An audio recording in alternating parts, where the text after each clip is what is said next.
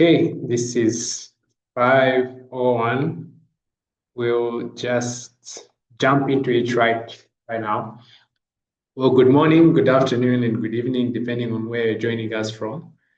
So welcome. Welcome to How Do You Improve the Quality of your child's Education webinar.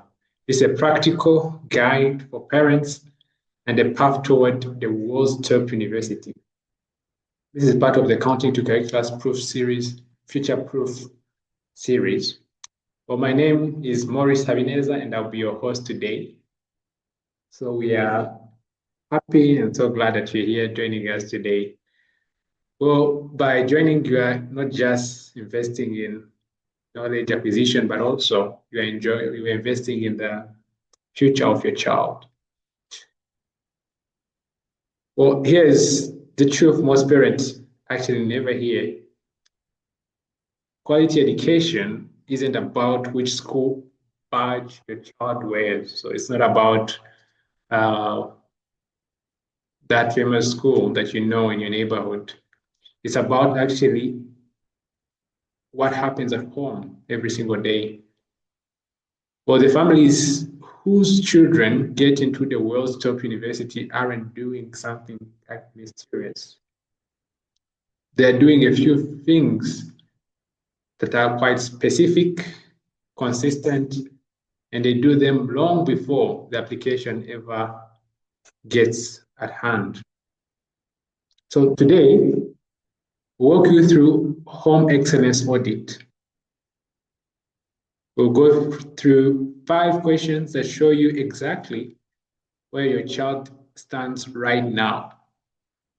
We'll go through the 4 levers of quality that drive learning, what top university are actually looking for, and lastly, 1 concrete steps that you can take this week to start closing the gap. This session is actually about real practical help.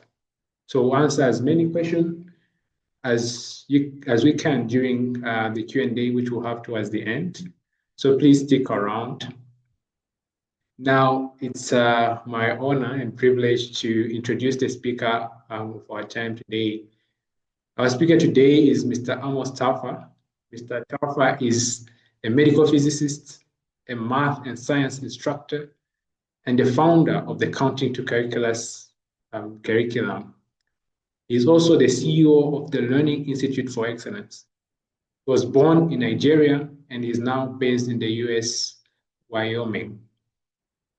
He has spent the last 20 years helping students and all age master math and science with clarity, confidence, and purpose. He's also a school founder, a curriculum writer, and the author of the Counting to Curriculum book series.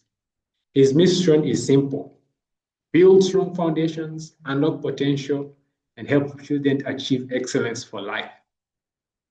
Amos, thank you for being with us today. The floor is yours.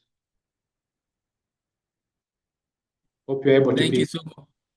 Thank you so much, Maurice. I don't know if we've already started recording, but we can record it as well for the families. Thank you to everyone who's here. I am excited to share with you some strategies to help your children to improve the quality of education that your children are receiving. I have some slides that I'll be sharing here shortly. Thank you so much again for coming out.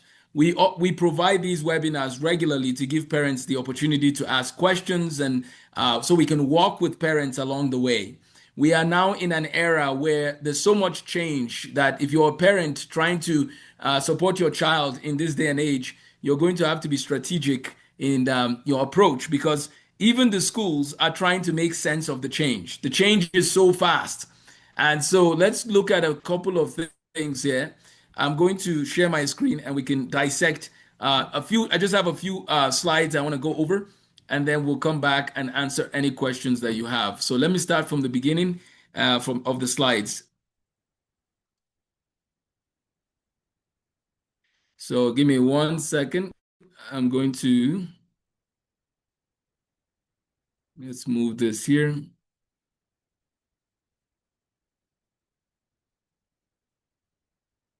Okay, perfect. So this is the topic for today.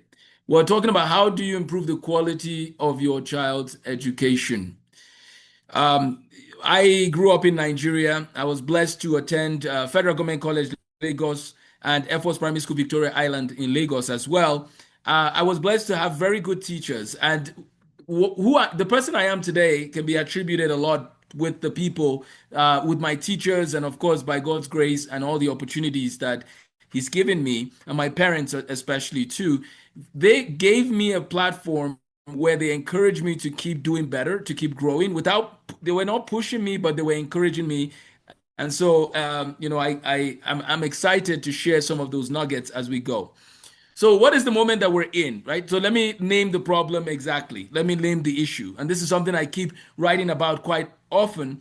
But average is no longer ideal, it's no longer the way to go. There are some students that are just average. They're just doing okay, right? They're not seeking excellence. They're just doing okay. They're just managing.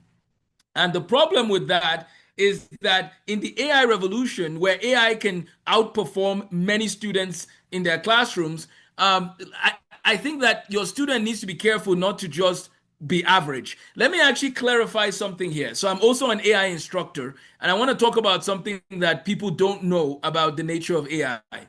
The nature of AI is that it doesn't improve in the same time scale that we improve in our schools. So, for example, you go to first grade and then you do second grade and third grade and so on. No, AI can improve overnight. Overnight, right? So you might be on this call and say, well, I tried using AI 5 months ago and it made a mistake. Well, yeah, the AI made a mistake then, and AI will never be perfect. However, it's a computer system that can do some things pretty well. So here's where we are today with AI. AI is now doing math better than the best math students in the world. That's where we are right now. AI is now better than a lot of, like, in terms of just computation, it can do it better than people that even have a PhD in math. In some cases, okay? I'm not saying on all problems, because AI also gets some things very wrong. One of the people that won the Fields Medal, which is one of the highest honors in math, one of those people actually uses AI for some of his work. So we have PhD mathematicians that are using AI to push the boundaries of some of their limits. Now you have a student who's just average. Why would a company want to hire somebody who's just average when they can use AI models to do the work, right? So we need to understand that AI is already performing routine procedures that many classrooms are spending years trying to drill, and sometimes are doing it ineffectively, right? So we have to watch for the moment that we're living in. Number two, grade level pacing. This idea of you just go to school for, I'm in seventh grade, so I went to school for 1 year, so I need to go to eighth grade just because I've finished spending 1 year. That whole model was built in the Industrial Revolution. It doesn't work anymore, because you can go from knowing nothing about a subject to knowing a lot about that subject in less than 12 hours. Now, this is not even AI. This is just computers and the internet. When we had Google, people could upload their books and you could study the books, the free resources. Those resources have been around for years. We just haven't tapped into it. I joke and tell people that that modern education actually expired in 1998 when Google started, but it has actually become toxic in 2026 because AI is here. What do I mean? The methods of learning of the past will not be sufficient for the present. We have to learn how to learn. We have to learn to go deep and study hard, and average is not going to cut it. Quality can't be outsourced. No one is, like, most schools are not going to customize learning to your child. You as a parent are going to have to do some of that work. So parents, if you need to learn ways to automate your own day job so that you have more time to then customize your child's education, let's talk. That's part of what we love to do.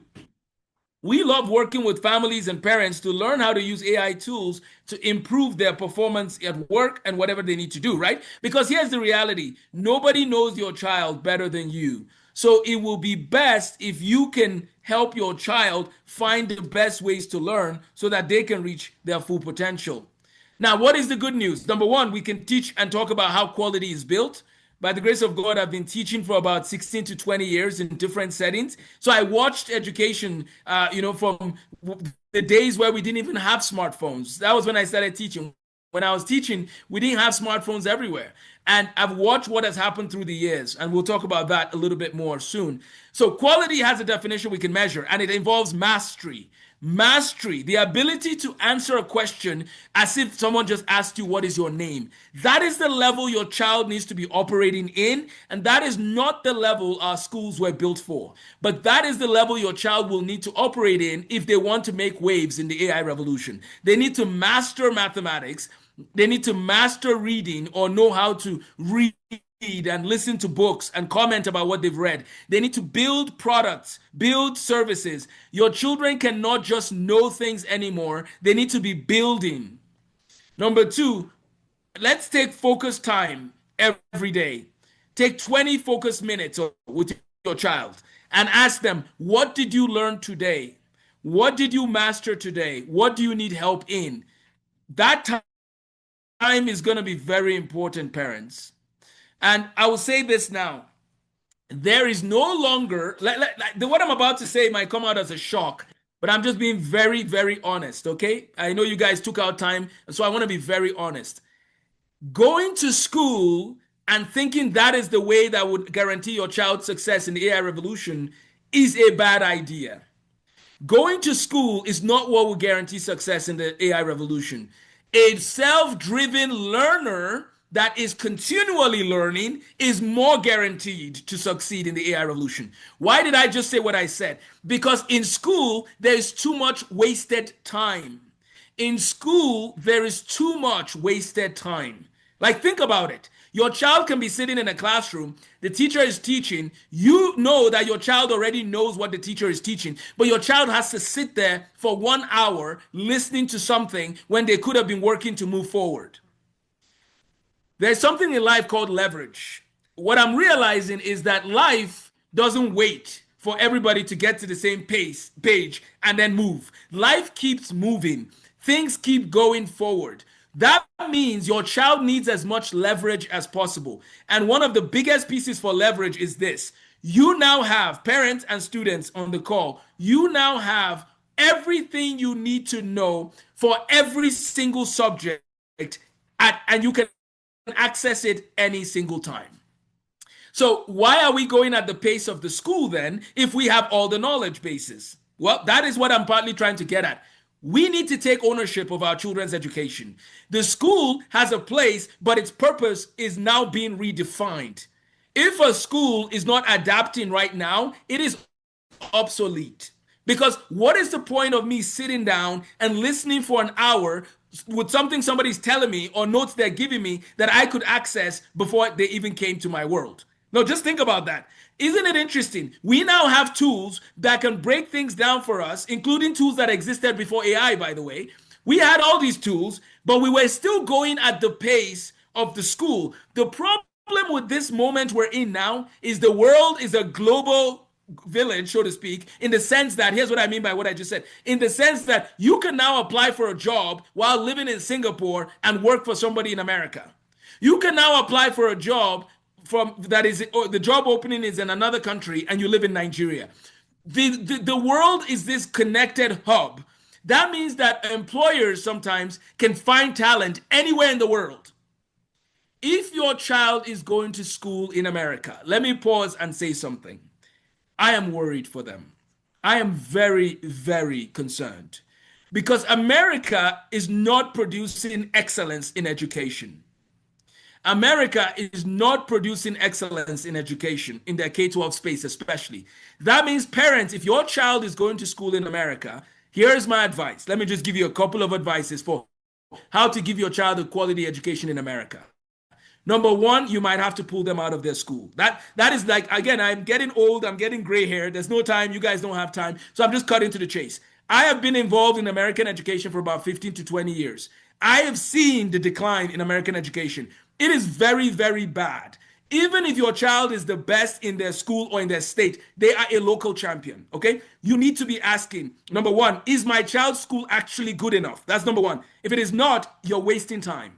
Number two, you need to make sure your child is benchmarking with Singapore, India, or Nigeria. Your child should be competing at that level, not at the level of American education, but at the level of international global standards like Singapore, Nigeria, and India.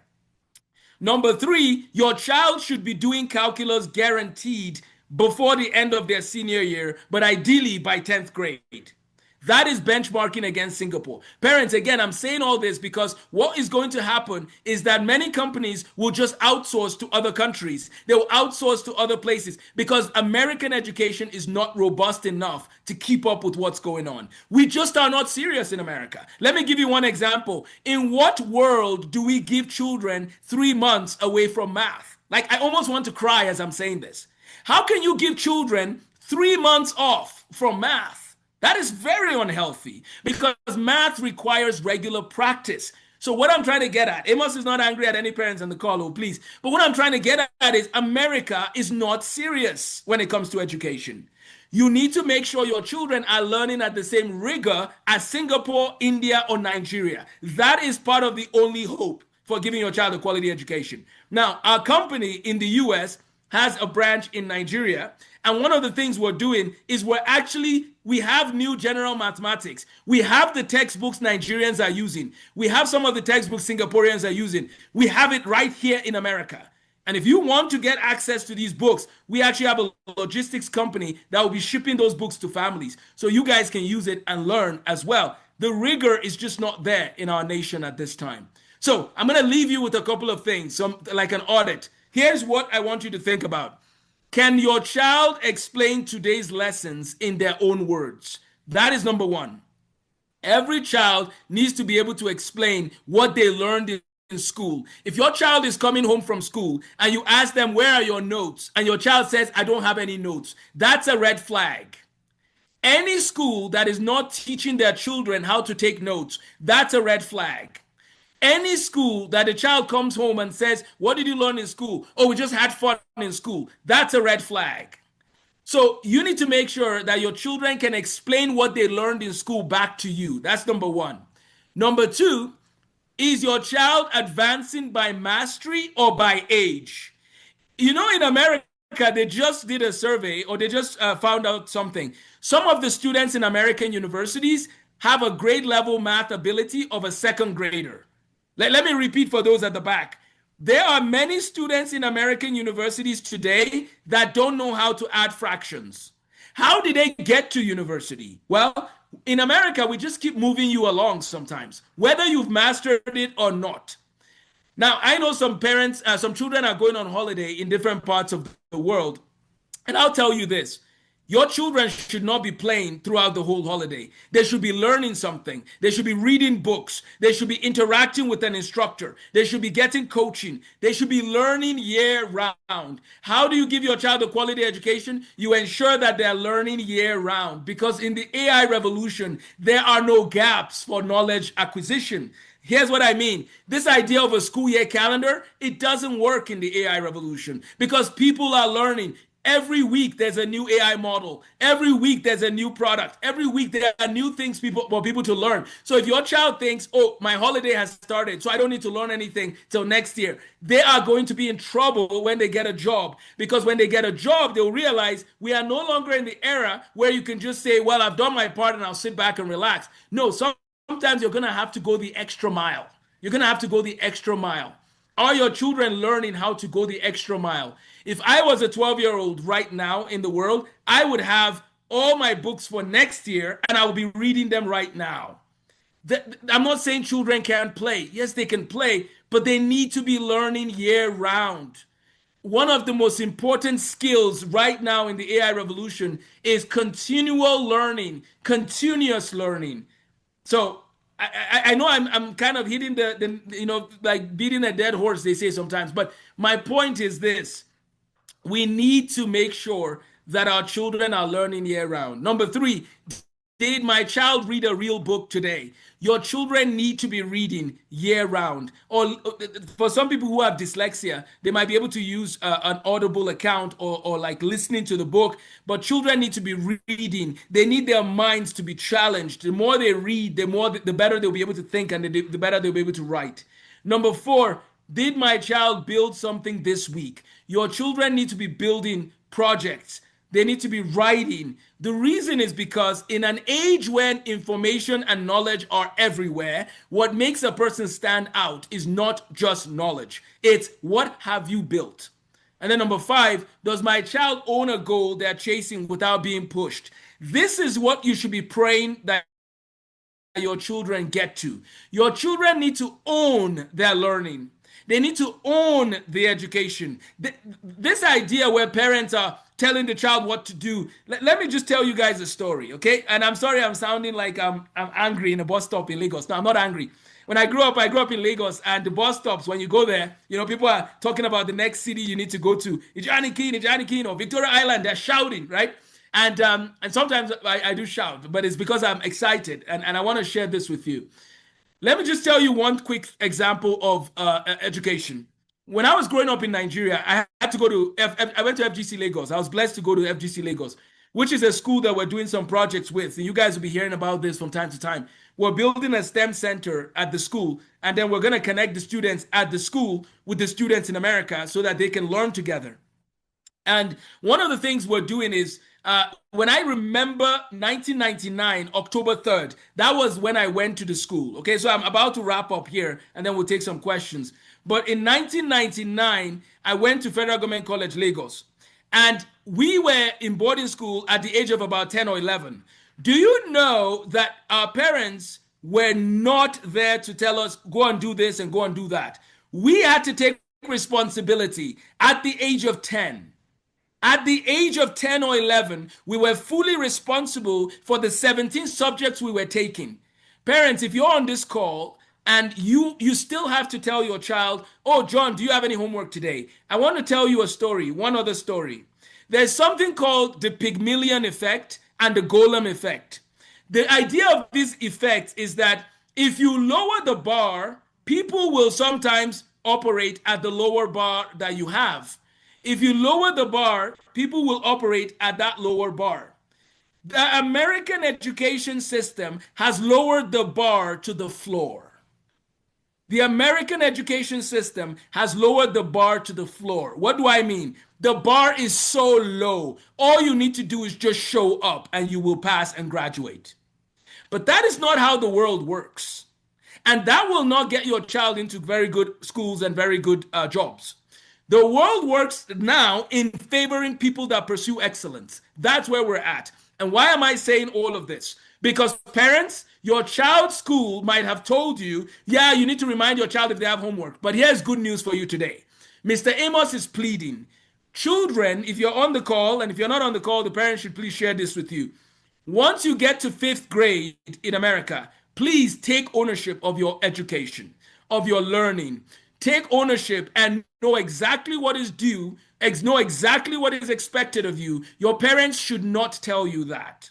Okay? Why am I saying it to you this way? Because the culture you found yourself in has lowered the bar on your potential, and you need to lift it up today. You need to lift it up today. Why is Mr. Amos being so urgent at this? Because the people that will do well in the AI revolution are self-driven. The people that will do well in the AI revolution are self-driven. And I have university students till today that sometimes their parents are trying to get in contact with me. I have high school students till today. Their parents are the ones calling the next, like, what should my child do next? That needs to end everywhere. That is not something we should be doing anymore. But the Golem effect says if you lower the bar, children will stay there. There is no reason for any child to have their parents be making calls on their behalf for organizing their own learning, right? Of course, when you start the meetings and the initial consults, that's fine. But what I'm saying is children should be responsible for their homework and knowing what is due when, because they are capable. They are much more capable than we give them credit for. So I know I'm sounding like somebody shouting like John the Baptist in the wilderness. I'm crying, and the reason why I'm crying is that the bar has been lowered and children are not reaching their potential. God has blessed them with gifts and abilities, and some of them are wasting those abilities. So we need to encourage our children to take ownership of their learning, like own their learning. That's where our children need to be at. So let me end with 4 levels of quality. Your children should master what they're learning in school. If they don't understand something, they should reach out. We have some tutors that can help. We have tutors all across the world, right? It doesn't have to be our tutors. They should find a tutor that they can work with. They should find tools that can explain it to them. Look at another textbook. Mastery must be the goal. If your child gets a 90 out of 100, they should actually find out why they didn't get the 10%. Number 2, math. Every child should do math every day, year round. Only when they're on vacation or on Sundays would I say, no, they don't have to worry about that. But daily, they need to be doing math. They need to be learning math daily, right? So that's important in the AI revolution because AI is built on math. Number 3, reading. Students need to read every day. They need to read. Children are playing too much games nowadays, especially in America. They're just playing games, entertainment. This has to stop. We have to help our children have boundaries. Otherwise, our children are going to waste their lives. And here's the thing. They might look successful to some people, but we know they're wasting their lives sometimes, right? We need to encourage our children every day to read. Reading is critical. And then they need to build projects, experiments, essays. They need to write code. Your children should be writing code, Python, HTML. They need to be, especially Python. Your children should start writing code. Some children want to play video games all days when it's like, no, we need to write code. So I want to ask you a question. And this is our last couple of slides. Remember those 5 questions I asked? Do an audit in your home. Where is your child at today? If you want to take a screenshot of the questions, can your child explain today's lesson in their own words? Is your child advancing by mastery or just age? Did your child read a real book today? Did your child build something this week? Is your child pursuing a goal without being pushed? If your child is doing these things and they're being diligent, there is no reason they should pay for a university education. You know why? Because they will be so ready for university, the universities will be begging to have your child. So these are the things that set your child apart. Okay, choose one of those things. Make sure you work on helping your child to grow in that area. We need to look at 20 minutes of math every single day, a little bit of math. What top universities? Here's what top universities want. They want rigor. They want to see that your child has been working very hard. Right? So they want to see that your child has learned calculus. They want to see that your child has done physics. So top universities want rigor. That's number 1. But there are tools that can help your child to learn from that rigor to learn with a rigorous curriculum while breaking the concepts down for them. Number 2, the universities want to see depth. Years of sustained work in one direction, right? Number 3, initiative. That's why I said, is your child doing something on their own? Are they taking initiative? This is lacking so much in our day and age. So many children are waiting for instructions for every single step. We have to pray and break that down. Like that needs to stop happening. We need to pray that children do things like Daniel or Joseph, right? We see the example of Joseph in the Bible. He was a man of excellence. Daniel was a man of excellence, right? Esther was a person also we can learn from. I'm giving you examples of we need to learn from people of excellence. Character, excellence with integrity, service, leadership, and recommendations. So the path to home. Number 1, wonder and fluency. God has created the world, and we look at the world that God has made, and there's fascination. We should be amazed at the world that God has made, right? Wonder. That wonder, we see it in elementary school students, and sometimes school removes that wonder. Encourage your children to study that world, recognizing the one who has made the world and the one who has made them. Number 2, mastery and momentum. When your children are about 10 to 14 years old, they need to build mastery. They need to keep pushing. They should build good habits. They should build real projects. Number 3, when your children are now in the high school years, they should be planning to do calculus. They should do research, Olympiad. They should have a portfolio of the things they've built. And guess what? We can connect you to some of the work we're doing in Nigeria, the work we're planning to do in Kenya, or in Rwanda, or in Zambia, by God's grace, right? There are opportunities for your children to collaborate with children across the world. That is a wonderful thing. Why don't we build the healthcare infrastructure? Why don't we build applications to solve problems in Africa and around the world and in Singapore? Why don't we encourage your children to be part of the solution? The tools are there. Why don't we see them be part of the solution? So here's the end of my presentation. Life Academy is the organization that organizes these webinars, and the motto is where classical education meets STEM excellence. We believe that classical education is critical. Classical Christian education and classical education is very important. We want people to learn like the greatest learners, the greatest thinkers of the past. Number two, we want people to be the best in mathematics. We want to raise the next generation of Isaac Newtons and the best mathematicians that the world has ever known.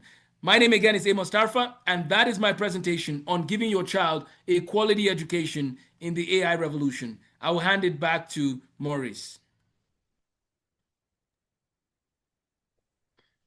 Thank you, Amos, for that lively presentation. Yeah, we'll now actually turn to a time of Q&A.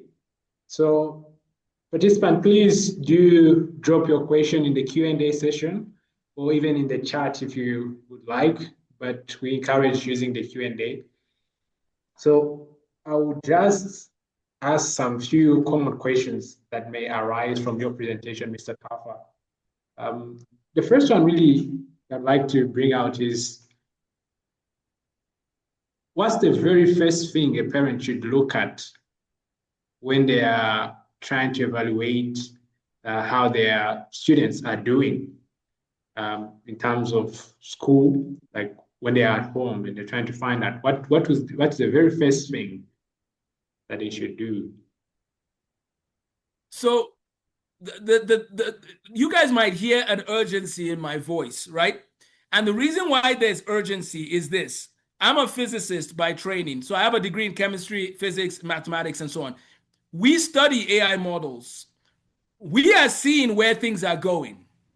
This current school system is not doing anything. Like, the current school system is pretending like the AI revolution is not happening. Why am I saying this? Because when you get a job now, if you don't know how to learn, if you don't know AI, many companies don't even want to hire you. That's where we're getting to. But our school systems are not training children on how to use AI effectively. They're not training children on what to make of the world around them. Remember that the current education system we have was built in the Industrial Revolution. That's very important. I want to encourage parents. The first thing parents should do, go look at the history of education. Just look at the history. Look at where it began. And then look at 2026. What you will notice is the thing that schools were trying to sell, the product, the value proposition that schools have, is actually no longer valid in the AI revolution. Let me explain. They used to sell scarcity of knowledge in a place. Because if you wanted to learn calculus back in the day, do you know you had to go and find the person that could teach it to you? You had to go and beg them. You had to go and sit down and say, please teach me calculus. That was how they used to learn. Our school systems were built on scarcity. We are not in an era of knowledge scarcity anymore. Like, the world has changed. It's not the same world that I went to.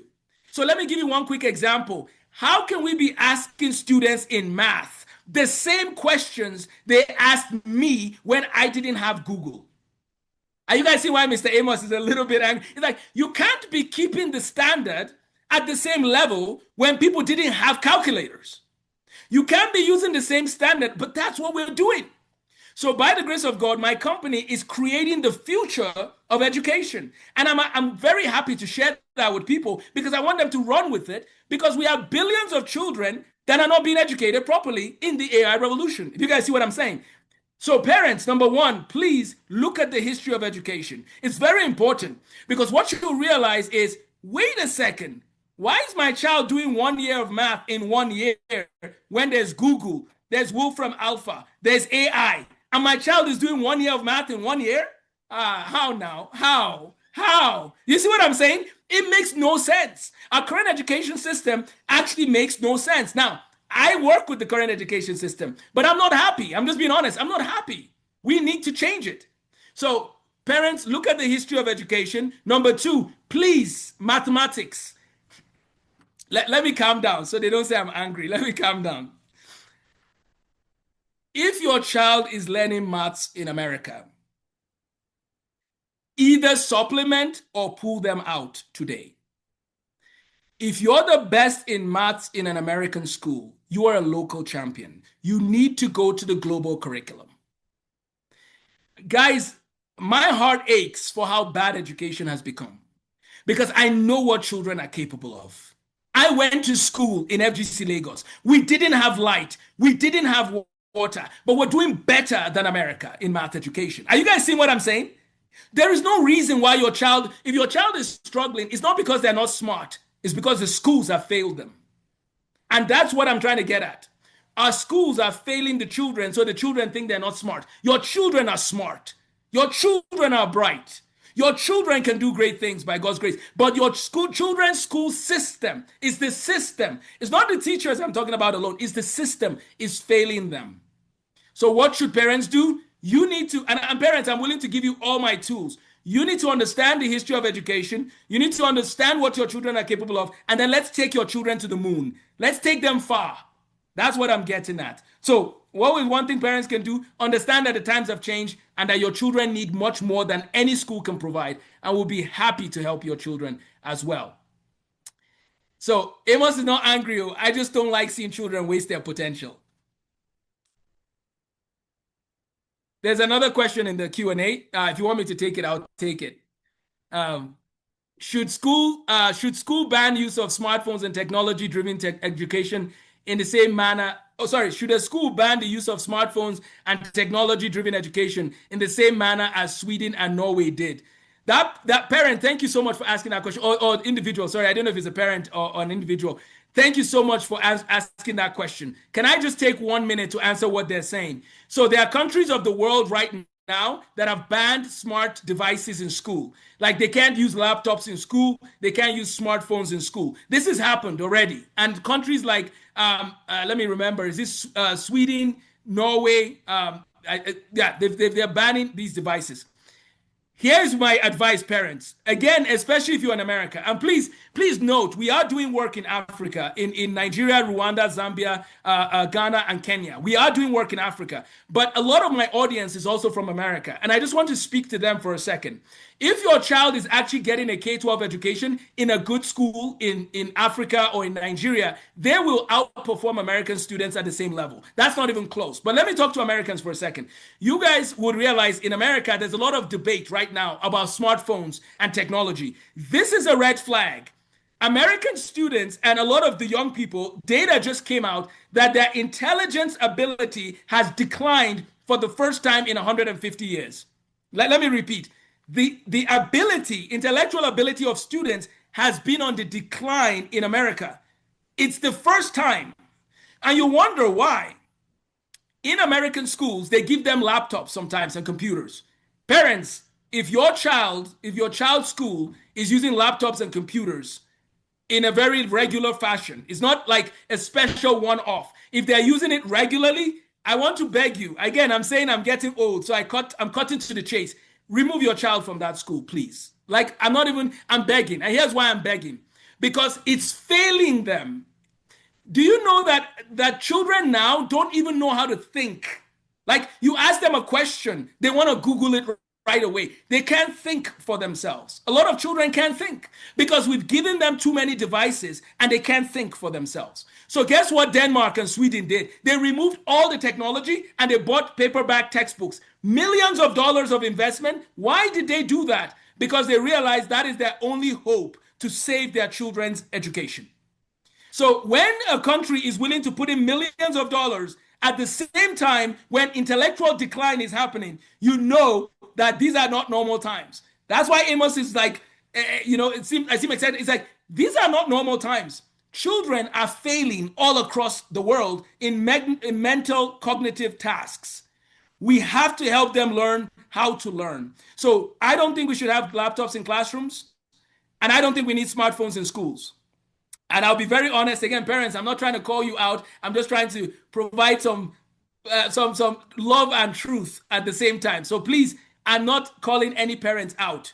But the research says even smartphones outside school should be limited in its use. And in some cases, children under the age of 16 should not have smartphones. I'm just being honest. At least they should not have social media. They should not have smartphones. That's what the research is showing in many circles. And the reason is because, guys, let me tell you what happened in 2012, 2013. So I taught in America for 2 years in a regular school. Then I started my own school. I've started my own tutoring centers. But here's what happened when I was teaching. I watched the children in 2011. They were excited. They were passionate. There was a certain type of student I was observing in 2011. By 2013, I began to notice that students were like this. They were apathetic. They were getting apathetic. The excitement was leaving. Do you know what happened between 2011 and 2013? Smartphones came out everywhere and social media became ubiquitous. Why is this important? Because smartphones have a connection with apathy, mental health, and depression. And guess what? They're now everywhere, and every young person has them. Are you guys seeing what I'm getting at? Not only do they have these devices, here's the other problem. Many young people don't have a vision for their lives. Let me end with a story. And then, Morris, I actually have somebody from Cambridge University that is logging in to give us an introduction briefly. He owns, is one of my friends and like a brother. And I told him to just jump on for a few minutes. He's going to just talk to us for a second about getting into MIT, Cambridge, Oxford, which is what he does also. His company and mine. Anyways, this is just for a few minutes. I called him today and he said he couldn't join, but he's available for a few minutes.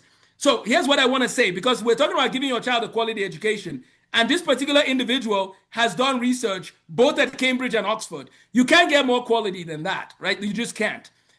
Those two schools and then connected to MIT and Princeton are the best in the world. So I just said, hey, tell us some nuggets, give us, and then he's going to actually do a whole webinar with our families. But here's what I wanted to say that is interesting. And his name is Terry. Oh, no, not Terry, sorry.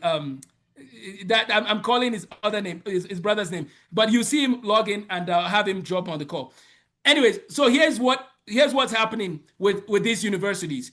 The people that get into top universities are people that were focused on solving a problem, and they took years to solve that problem. That's what the universities want to see. But the problem right now we have is that many students don't have a vision. They don't know where they're going. They're just doing what they're told. That's not going to work in the AI revolution. People need to have a vision, and then they need to seek to solve that problem. If they do that, they will either get into a top university or at least get full scholarships to a very good university. You guys see what I'm getting at? The people that have a vision, this is like for me, right from when I was young, the way I've been wired. I've been writing math problems since I was 7, 8, 9 years old. So clearly, there was a part of my vision in how God has wired me to solve that problem. So anyways, I just think that for this smartphone problem, I think it's causing more damage. And we had a whole webinar. Morris, I don't know if you have the link you could put in the chat. We had a whole webinar just about this issue of smartphones and gadgets. So if you want to watch that webinar, I would encourage you to check it out. Okay, I'm done. I'll take 1 or 2 questions, but let me make sure that he's logged on and then we'll go from there. Great. Well, I think we'll have him for a few minutes. And yeah, our participant, if you still do have questions, just drop them in the chat. We'll try and attempt and answer 1 or 2 before we have our guest on. And he's only going to speak for 5 minutes, but I just wanted him to meet you guys. And then he's looking to help families who are interested in Cambridge, Oxford, as well as the other schools. He's a researcher. His PhD work is out of Cambridge University. Oxford University, but he lives in Cambridge or goes to Cambridge as well. Okay. Any other questions? Parents, thank you so much for coming. I see some of the names that I recognize. Thank you. We will be back again, God willing, soon with more discussions like these. But Morris is our webinar coordinator, and he will coordinate with my team to bring on regular guests so that you guys can keep walking. We're walking. This is a journey. Remember, this is new terrain. Many parents are probably going to be wondering, how do I make sense of all this speed? And I'll say one more thing, since there's no question that has come in yet. Do you know that it used to take us like maybe 1 year and we would get an AI update? It takes 1 year. Do you know now we're getting AI updates every week? Like new models are getting better every week. The AI revolution is not moving like normal speed at all. It's moving at light speed. Our schools are moving like like the tortoise and just slow. No, no, no, no. We need to understand the speed that this is moving. And those who know how to use these tools responsibly, they will have an unfair advantage. I'm just being honest. Even in my field right now, the people that know how to use Claude and Python, they have an unfair advantage to those who don't, right? So making sure that our children understand what time it is. This is not the time for video games continually. This is not the time for social media. This is the time for building. Build solutions. Let's solve practical solutions. And that's where your children can come in. Make sure they partner with other children that want rigor and that want to solve problems. One of those problems that we're solving in conjunction with the school I told everybody about is the electricity problem. By the grace of God, there will be electricity in every city in Nigeria. Because of the work of my students and what the Lord does over time, we have to solve that problem. That's what I'm trying to get at, right? So if your child loves engineering, why don't we solve electricity problems? Why don't we solve healthcare? Why don't we solve clean drinking water? Let's solve the problems around the world so that everybody is flourishing the best they can. Let's try our best. It's not going to be perfect, but let's try. So I'm just telling parents on this call, look around the world and also see what problems can my child help solve. And then let's work and help your child get on the road to solving those problems. Not just so they get into top universities, I want to warn, but because it is a way to serve. But an indirect thing that happens is, of course, people want students that solve problems. I don't know if you see what I'm getting at. Do it because that is the way to go. So, anyways, he'll be on here in 1 minute. But let me stop with any last minute questions, and then I'll have him take the floor just for 2 to 3 minutes, and then I'll have him tell us when our next webinar will be. His company is hosting a webinar as well. Yeah, great. Okay, Morris, any other questions for me? Yes, let's have one other common question while we're still waiting for our guests. So let me ask this question. If a parent were to ask this one, my child does well in school, but I still worry the foundation isn't solid. How do I find out their true level? So one of the things I will encourage parents to do is, parents, you have to be as AI literate as you can yourselves. So parents, you have to be AI literate. What I mean by that is, parents, if you know how to use AI, you will be able to help your child much more effectively than any school can help. So what I want to show parents, maybe Morris, remind me, let's do a webinar for parents on AI for parents, just for AI for parents, if you see what I mean, where we show them all the different ways they can use AI. So here's what I mean. If you tell the AI, my child attends Atlanta Public School, they're in 7th grade, what is the curriculum for math? The AI can research and give you that data, right? Especially when you use Perplexity. So you get that data, and then you say, okay, give me some practice problems to test my child's ability. I don't know if you see what I'm saying. So there are ways to like cater down to what your child will need, and AI is probably one of the best ways to do that. So my advice is to, and I see him here now. Morris, please add Papa Kojo into the panelists. Papa Kojo Botsio. So the reason why it's important, it's important that we, when your child is learning. Give me 1 second. We had a young mathematician that wanted to say hello. So, but when give me 1 second. Sorry, 1 second.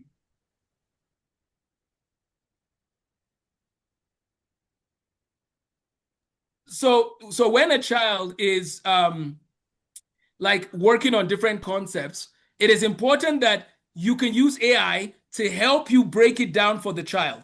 But please, parents, maybe that's what we need to do next, honestly, is a webinar on just that.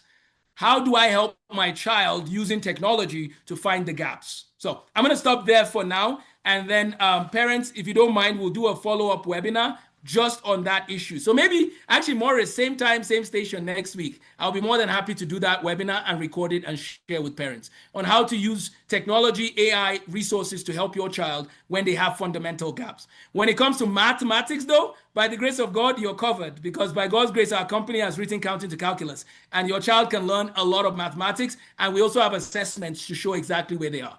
Let me stop there and introduce our guest. And it is okay, Morris. I'll just introduce him, and then he'll take maybe 5 minutes, tell us what he's up to, and then let's do a longer webinar with him on his time. So who is our guest? This is Papa Kojo Bozio. I went to school with his brother Terry, and we were very good friends. He's from Ghana. And when I went to Oxford University, he took the time to come and spend time with my group. When I went to Cambridge, he came, we met again. So it's like we've been following ourselves. So the next spot we need to meet is in the US. So anyways, he owns a company that helps people to get into top universities. And I just wanted to give you guys 5 minutes to get a treat of what he's up to. And so Papa Kojo, the floor is yours. All right, brilliant. Thank you very much for the introduction, Amos. Thank you, Morris. Thank you for hosting me on here today. So I have just 5 minutes, but I want to say thanks for being on this webinar, and thanks for having me on here as well. So as Amos mentioned, I run a company called Access Careers and Education Global. The name gives it away. So basically, what I do is, for the past 10 years, actually, so since July 8, 2016, I have been supporting students from Africa, the diaspora, from South Korea, more than about 12 countries, to access global higher education options. Majority of my students are applying to the top universities in the US, UK, and Canada. And I have supported students at all levels, so transitions from secondary to university, but also some of my students, they've stayed with me till master's, medical school, and then I also support students who are applying to MBAs, their parents who may be applying to executive MBAs, and also occasionally some PhD applicants. So it's a very nice sort of involved process that I take my students and families through, anywhere from course choices, even at the high school level, to make sure that it is preparing you amply for your university course choices and chosen career path. Or for some who are more interested in a liberal arts sort of exploration, making sure they are taking the right mix of courses that makes sure that you can pursue the sciences, but maybe there's patent law down your line. So you're also pursuing the right social science and arts courses that make you an all-rounded student. So I look forward to working with you all down the line. I think later on, Amos can set up something longer so that I can take you through my process and how we could work together. So thank you all for having me. And if you have any questions, maybe I can answer one or two from yourself, Amos, or from your audience. But this is just an introduction. Lovely meeting you, and I hope we will be in touch. No problem. So before I have the parents, please put your questions in the chat also, if you have any questions that you want, or you can raise your hand. I think it's the audio. Yeah, okay, yeah. Feel free to put the question in the chat. We will have a longer meeting, like an hour again, Kojo. But parents were available before. While they're typing their questions, one thing I will let parents know is giving your child a quality education also requires that they learn how to collaborate. That is part of a quality education, right? And so what we are hoping to do by God's grace is collaborate with Papa Kojo's company, because we see areas where we can work together, encourage one another, right? So I took about 2 years ago, actually it's 3 years now, I'm getting old. About 3 years ago, I took some of my students to Oxford University. That's where we also connected and with Papa Kojo. So the reason why I took my students to Oxford is that you can't go to Oxford and Cambridge and remain mediocre, I'd be thinking like a mediocre. You can't, right? You go to these places and you come back and you say, give me more schoolwork, right? So I want to encourage us to these kinds of opportunities, going and visiting schools is great. And so when next we go, I'll make sure I let my families know, and then hopefully maybe we'll see you in person again there. So yes, any questions from the parents before we wrap up? Yeah, we haven't had a question from the parents.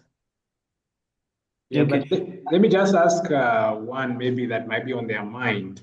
So, can someone reach out to you from any part of the world? So it doesn't matter what part of the world they're coming from. If they would want your services, they could reach out to you. Yes, absolutely. I've worked with students from, I would say, all continents now. So definitely, no matter where sort of you're from or where you're living, you can definitely reach out to me. And I forgot to add some background information. So apart from running this company, previously I studied in the US for 6 years as well at Swarthmore and at Cornell. And at both places, I did work sort of as a student in the admissions office, right? So that's where I learned a bit of the tricks of the trade. So 4 years at Swarthmore in the admissions office, and then at Cornell University during my Masters of Public Admin. At Oxford as well, where I'm currently finishing my PhD in education. Surprise, surprise. I've also helped um, improve access to postgraduate studies for students at Oxford. So, for example, in the cohorts that we mentored, the average admission rate for African and let's say African students entering Oxford was about 13%, but within our group, that success rate was about 65%. So 5 times sort of your chances of getting in. So that's something we're really proud of, and I'm happy to support you in the same way as I've done through these other avenues. Yes. And his email, do you mind putting your email in the chat also? Yes, absolutely. I'll put my email and then I'll put my Calendly as well. So if anybody wants to go ahead and book a meeting to learn more, we can do that. So it's in the chat. And one of the things I encourage students, if you want to get a quality education, your child needs to travel. They need to go to places. And we've actually tried to host something at Houston, Texas before. We're going to try and do it at MIT and then, of course, someday at Cambridge. So parents, that's all part of the portfolio, right? Being able to show my child has spent time with people at top universities. So that's something we're going to be discussing more. So parents, we owe you 2 webinars in the near future. One of them would be with Papa Kojo Botio, and the other one would be on how to use tools to help your children to learn. Yeah. Great, thank you, Mr. Taufa. I think we do need to land this plane. Yes. And thank you. And thank you. Yes, you can close us out, Morris. Yes, yes. Well, thank you, Mr. Papa, as well. I do see that you posted out there the email and how people can reach out to you, and we'll share these to our participants in the follow-up email that we'll have right after this. Well, Mr. Taufa, thank you for your time again, and thanks for the insights that you brought to the parents today. So, parents, we do hope that this was enlightening, and this is something that you use in your parenting as you go about educating your children. So we do also want to mention that you can learn more about what we have to offer to you on our website, learningforexcellence.com. And also you can have your children do assessments on our website on countingtocurriculars.org. Well, now, without further ado, I'd like us to close out. And let me say this, parents, you could think of things that you should start doing this week. Things like maybe having your children read a book 10 minutes a day. You could help them do some math exercise every day, as you've heard. And you could also maybe have them do some project, as you know, as Mr. Taufa has alluded to, that's what people are looking for these days, and that's what will be relevant in this AI revolution. Well, I'd like us then to come to a close of our webinar. I hope that you will soon be receiving a link from us of this recording, but also we will make sure that we send you some of those resources that we referred to, such as the YouTube link to the webinar we had about technology. Smart. Yes. Yeah. Right. Great. Thank you very much. Lord bless you. Amen. Thank you so much. But let me just mention, I will put Papa Kojo Botio's information on our website. Morris, please share it with everyone now too, if you can. And so it'll be on our website, learningforexcellence.com. Learning for Excellence, FOR. So it's learningforexcellence.com. We'll put it on the front page, and he and I will discuss when our webinar will be. Take care, everybody. Thank you again. All right. Great. Bye. Thank you.